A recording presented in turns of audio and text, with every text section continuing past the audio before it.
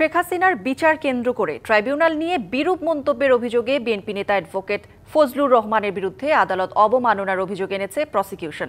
আন্তর্জাতিক অপরাধ ট্রাইব্যুনাল 1-এ অভিযোগের বিষয়ে বুধবার আংশিক শুনানি হয়েছে। অভিযোগটি গুরুতর বিবেচনায় ট্রাইব্যুনালের চেয়ারম্যানের উপস্থিতিতে পূর্ণাঙ্গ শুনানি অনুষ্ঠিত হবে আগামী রবিবার। রাষ্ট্রপক্ষ অভিযোগ করে 23 নভেম্বর একটি টিভি চ্যানেলের টকশোতে ট্রাইব্যুনালের গঠন ও বিচার প্রক্রিয়া নিয়ে নানা বিরূপ মন্তব্য করেন অ্যাডভোকেট ফজলুর রহমান। প্রসিকিউশন বলছে এসব বক্তব্যের মাধ্যমে তিনি ট্রাইব্যুনালের বিচার কার্যক্রমকে অবজ্ঞা করেছেন এবং বিচারক ও বিচার প্রার্থীদের অবমাননা করেছেন।